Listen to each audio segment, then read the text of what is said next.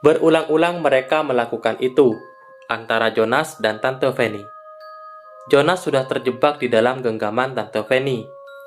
Dia sadar, uang yang telah dikeluarkan si Tante untuk biaya kuliahnya sudah sangat banyak, sehingga membuat Jonas menjadi sungkan untuk menolak ajakan Tante Fanny. Ada rasa resah dan bersalah saat dia mengingat adegan dosa itu. Tetapi saat dosa itu dilakukan, tidak munafik, dia pun menikmatinya. Jonas sedih ketika mengingat kedua orang tuanya di desa. Sejak kecil, dia dibimbing emak dan bapaknya untuk selalu taat beribadah dan untuk menjadi orang baik. Tetapi sekarang bagaimana jadinya? Dia tak lebih hanya menjadi lelaki bayaran dengan menjadi sugar baby-nya si tante kesepian. Emak dan bapaknya berharap banyak kepada Jonas ketika dia pergi ke kota untuk kuliah. Anak satu-satunya itu diidam-idamkan kelak bisa lulus kuliah dan mendapat pekerjaan yang bagus untuk mengangkat derajat keluarganya.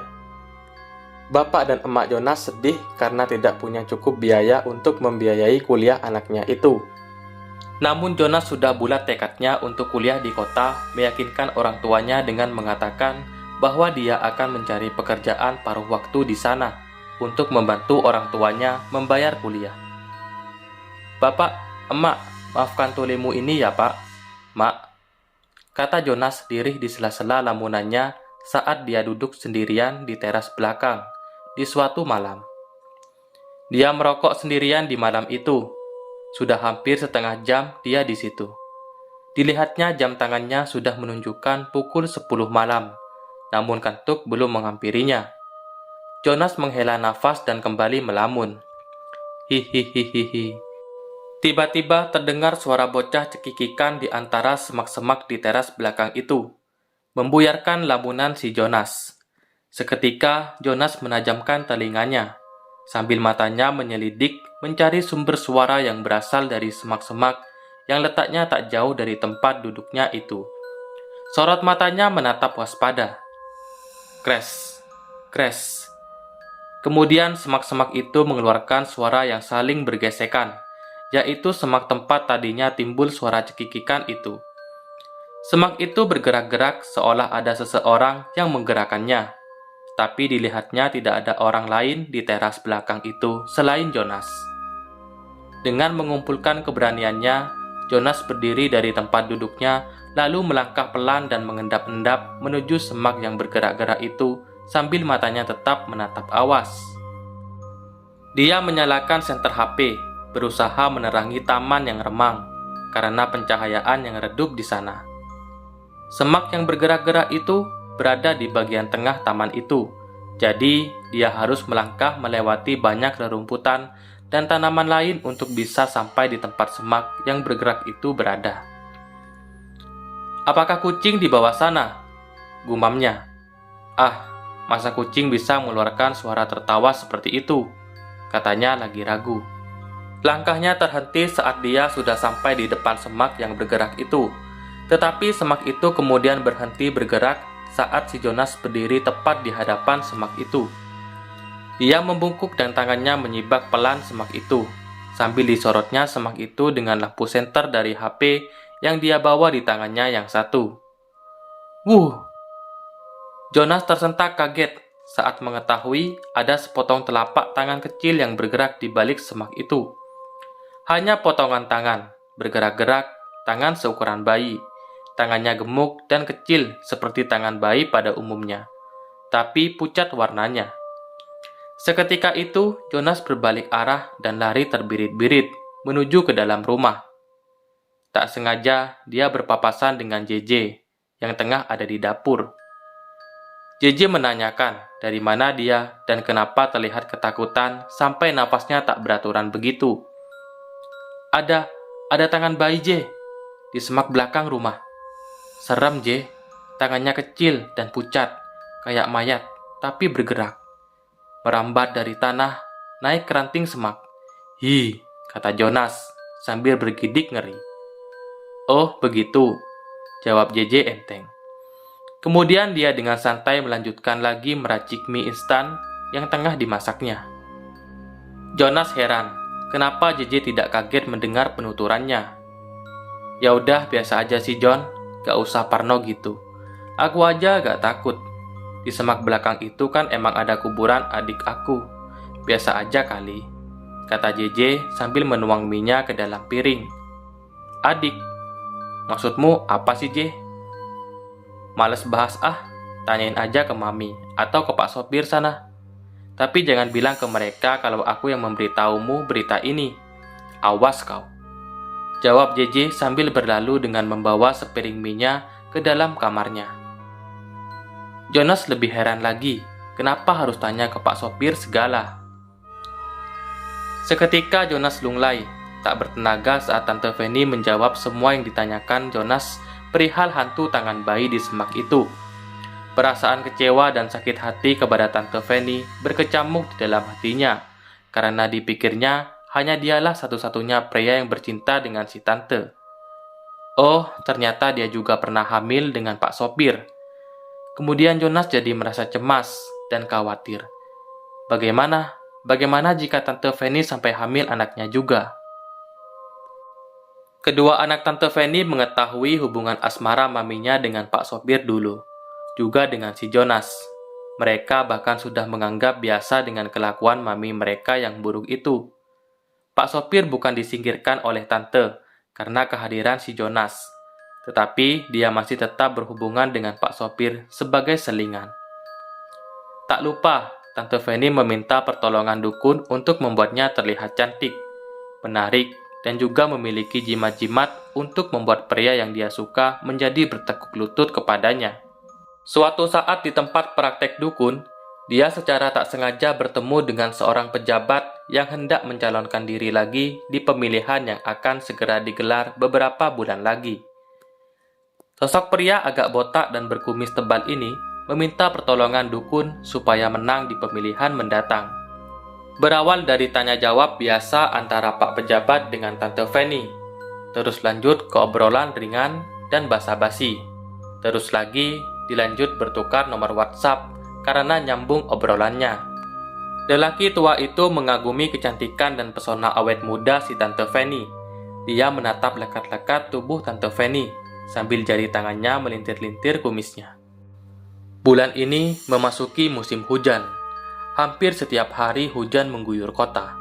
Kabut dan hawa dingin menyelimuti pemukiman, membuat setiap orang enggan keluar rumah. Suasana dingin dan basah di luaran membuat setiap orang lebih memilih berdiam menghangatkan diri di dalam rumah saja, terlebih jika malam mulai datang. Suara kasak-kusuk terdengar dari kamar Tante Fanny, memecah kesunyian malam itu. Seperti ada sebuah kegiatan di dalam sana. Padahal, ini adalah waktu untuk diam meringuk di bawah selimut tebal. Ini malah beraktivitas. Kenapa berhenti, Jo? Tanya Tante Fanny ketika mendapati Jonas tiba-tiba menghentikan kegiatan olahraganya. Si Tante yang menjadi matrasnya heran karena kegiatan itu belum rampung. Anaknya mulai aktif ya, Bun. Begitu kira-kira kata dari sebuah iklan untuk menggambarkan keaktifan Jonas di malam itu. Iya sih, efek musim hujan. Tapi aktifnya terhenti karena suatu hal. Siapa? Om Veritan. Dari tadi telepon kamu mulu. Angkat dulu telepon dari pacar kamu itu. Jawab Jonas sambil memakai kembali pakaiannya dan segera melangkah pergi keluar dari kamar Tante Fanny. Wajah si Jo terlihat muram. Jo, hei Jo, mau kemana? Dia hanya teman Tante. Jawab Tante. Tapi Jonas tidak menghiraukannya dan tetap pergi. Dengan perasaan kecewa, Tante Fanny meraih HP-nya dan mematikan HP itu dengan kasar. Rupanya dia kesal dengan telepon yang sedari tadi mengganggu kebersamaannya dengan si Jonas. Setelah itu, cepat-cepat ia menarik selimut. Karena Tante mulai merasa dingin dan ingin segera tidur supaya tidak berlama-lama ia terlarut dalam kekecewaan itu. Tapi beda dengan dirasakan Jonas. Dia malah senang ketika mendapati si Tante punya pria baru. Dengan begitu, Jonas menjadi punya alasan untuk menjauhi Tante. Jonas sebenarnya ingin menghentikan perbuatan dosa ini, dan juga ingin bisa keluar dari belenggu Tante Fanny. Dia menunggu saat-saat ini, saat dimana ada pria baru yang hadir untuk memacari si Tante. Dengan memakai alibi cemburu dan sakit hati, si Joe berharap semoga dia benar-benar bisa membuat Tante Fanny menjauh darinya. Alasan kedua, dia tidak mau Tante sampai hamil anaknya. Tidak, jangan sampai itu terjadi. Tidak beberapa lama kemudian, Tante Fanny benar-benar sudah tertidur lelap. Hawa dingin dan lelah dari aktivitas yang dilakukannya bersama Jonas barusan itu yang membuat Tante Fanny merasa capek hingga bisa tidur nyenyak dengan cepat, walau tidak selesai aktivitasnya. Gemericik hujan masih terdengar di luar. Sesekali terdengar suara petir menyambar. Srut! Tiba-tiba selimut yang membungkus Tante Fanny ditarik oleh seseorang. Tante yang terbangun karena merasa ada yang menarik selimutnya, segera menarik lagi selimutnya, membenahi lalu tertidur lagi. Srut! Tak beberapa lama, lagi-lagi selimutnya ada yang menarik. Dia berpikir itu Jonas yang melakukannya. Sayang, jangan gitu.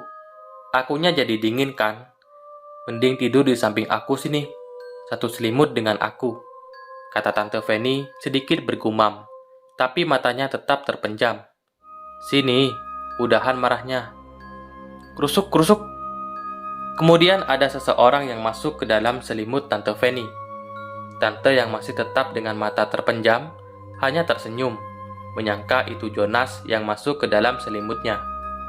Si Tante dalam posisi terlentang tidurnya saat itu. Geli ah, jangan mengelus-elus kaki aku, gumam Tante Fanny, yang merasa ada tangan mengelus-elus kaki Tante Fanny. Tanganmu kok dingin sih, Jo? Kamu sedang kedinginan ya? Iya sih, malam ini memang udaranya dingin banget, kata Tante Fanny pelan. Tapi tidak ada jawaban. Tante Fanny semakin tidak nyaman dengan elusan di kakinya karena tangan yang mengelusnya berasa dingin banget saat menyentuh kakinya. Jo, panggil Tante Fanny. Dengan mengerjap, Tante Fanny membuka selimutnya, berharap mendapatkan Jonas di dalam sana. Seketika matanya terbelalak dengan sempurna saat dia mendapati bukan wajah Jonas di dalam selimut itu, tetapi wajah seorang balita perempuan yang menatap kosong ke arahnya. Wajah balita yang pucat dengan mata bundarnya yang berwarna hitam seluruhnya itu menyundul dari dalam selimut.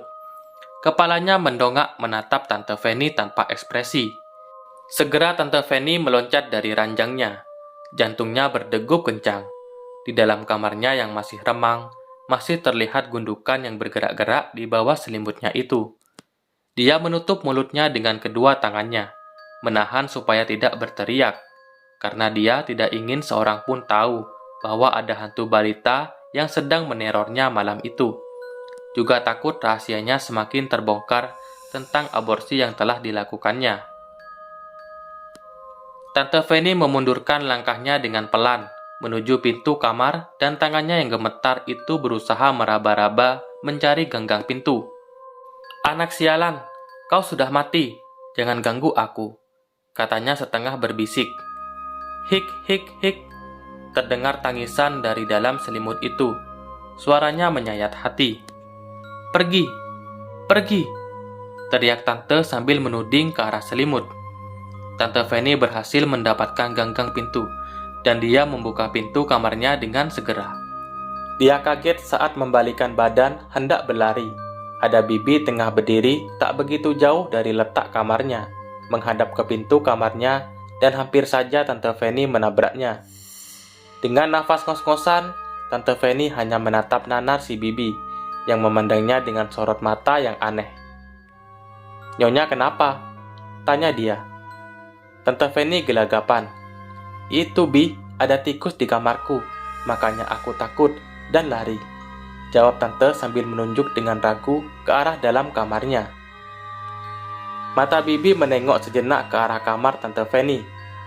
Jangan nakal, ayo, tempatmu di belakang, kata Bibi dengan nada yang tenang. Kemudian dia berlalu dari hadapan Tante Fanny dan berjalan menuju ke belakang, ke dapur. Siapa yang nakal, Bi? Tanya Tante Fanny yang masih tetap berdiri tertegun di depan pintu kamarnya. Bibi berhenti melangkah sejenak tanpa menoleh ke arah Tante. Dia menjawab, "Yang mengganggumu tikus kan, Nyonya?" Kemudian si Bibi wanita pendiam berwajah dingin itu menyanyikan tembang Jawa di dapur. Suaranya sayup-sayup terdengar samar, diiringi suara rintik hujan dan petir yang sesekali menggelegar. Tante Fanny mengendap-endap ke dapur, ke tempat di mana terdengar Bibi sedang melantunkan tembang Jawa yang merdu dan lirih. Dia mengintip di balik pintu dapur. Dari celah pintu itu terlihat si Bibi sedang bersandar di dinding dapur, sambil duduk bersimpuh di lantainya. Si Bibi terlihat sedang mengelus rambut panjangnya yang putih tergerai. Karena saking panjang rambutnya, sebagian rambut itu tergeletak di lantai dapur. Namun terlihat seperti ada yang menggerakkan dan memainkan rambut si Bibi yang tergeletak di lantai itu. Tak terlihat siapa yang sedang melintir dan memainkan rambutnya itu. Tante Fanny hanya terkesiap menyaksikan itu di balik pintu dapur.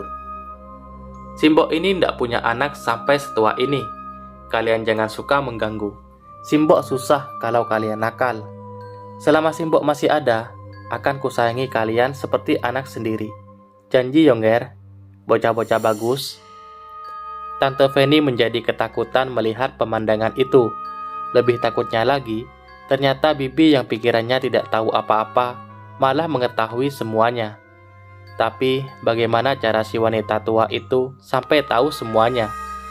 Tante Fanny selama ini sudah secermat mungkin menjaga rahasia ini. Apakah si Bibi ini mempunyai kebatinan yang kuat? Siapa sebenarnya dia? Di suatu sore sepulang dari kuliah, si Jo yang saat itu langsung menuju ke dapur seperti biasa untuk mengambil minum, melihat tante yang tengah berdiri di depan wastafel dapur. "Aduh, kenapa terjadi lagi sih?" gumam Tante Fanny, tapi masih terdengar di telinga si Jo. Terlihat tangan Tante Fanny juga sibuk mengotak-atik sebuah barang di dalam wastafel yang entah itu apa. Jo tidak tahu. "Terjadi apa, Tante?" tanya si Jo mengagetkan Tante Fanny.